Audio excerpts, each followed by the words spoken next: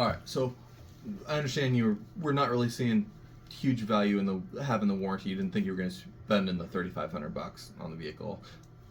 That kind of what I was hearing, correct? Yeah, pretty much. Okay, so what I always ask my customers in that situation is, if a vehicle was reliable 99% of the time, you feel that that was a pretty good vehicle, right? Oh yeah. Okay, so what I want to do for you real quick is just show you what that looks like for you.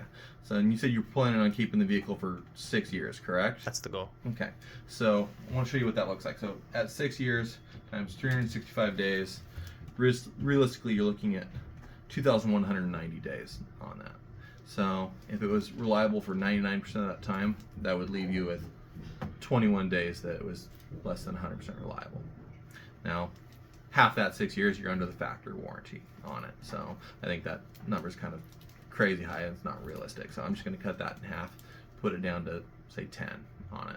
We're also looking at the Toyota on it. So you obviously came to Toyota because you know that it's one of the most reliable vehicles Exactly. out there. So I'm going to go ahead and cut that down again on it. Cut it down in half to 5 on it. And then just to take it to the absolute extreme, I'm going to show you. I'm going to cut that in half again and take it down to 2 days over the next 6 years if it was less than 100% reliable. At that point in time, you're looking at the vehicle being over 99.9% reliable. So, Wow. now, have you seen kind of where labor rates are at right now on vehicles? I have not. Okay, so the unfortunate costs have gone up fairly substantially over the years. Even in the last 3 years, they've gone up fairly substantially. If I was looking at like 3 years ago, I was seeing labor rates were probably like $110 an hour. So realistically, right now, last I checked in our shop, it's actually about $170 an hour. So you can see how labor costs have gone up. Yeah. Now, if it's in the shop for 2 days on that means 8 hours a day times, right here, $170 an hour. 8 hours times 170, it's $1,360. That's for 1 day. So you multiply that by 2.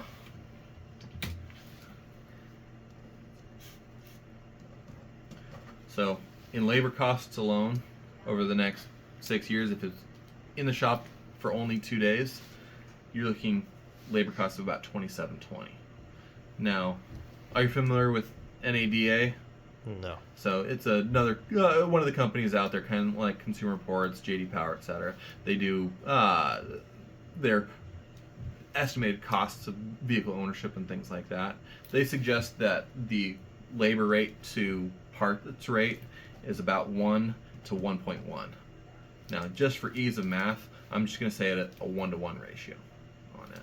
So with that 2720 for labor, multiply that by 2. You're looking at 5440 on that. That's parts and labor over the next 6 years if your vehicle's only in the shop for 2 days. Now, we kind of talked about a little bit earlier here where we expect a car is more likely to have an issue. Is it going to be up front when the vehicle's new, shiny, off the showroom floor, or is it going to be down the line when you've got more miles on it, etc.? Right. So another one of those dependability companies or the research companies out there that I always look at is a company called JD Power and Associates. Have you heard of them? Yes. Okay, so JD Power and Associates looks at all the different brands, and they look at the number of problems per 100 vehicles when they're looking at that dependability study, and that's in the first 3 years of ownership. And if you look at the industry average, it's about 186 problems per 100 vehicles based off the 2023 report on it. Toyota being significantly better than that average is at about 168 problems per 100 vehicles. But that still leaves you at about 1.6 to 1.7 problems per 100 vehicle. 1.6 to 1.7 problems per vehicle. And that's in the first 3 years.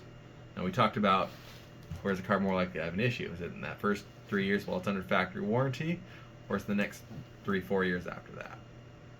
Okay. So when we kind of extrapolate that out, if you're looking at 1.6 problems per vehicle, that's almost covering you on those 2 problems. So that having it for service twice. pull that out to 6 years, like we were talking about keeping that vehicle, would it be unreasonable to expect maybe you'd see a vehicle in 4 times? Okay.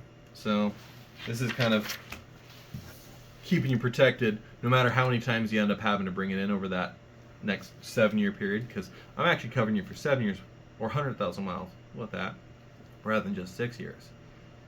So Okay. wouldn't it make sense to go ahead and just protect yourself and know that you're signing up for that cost at the 3,500 and that's all you can be expecting to have to pay, rather than the what if that where it could be at that higher number? Yeah, I'd definitely rather pay the lower number and be protected. Okay, so let's go ahead and get you taken care of.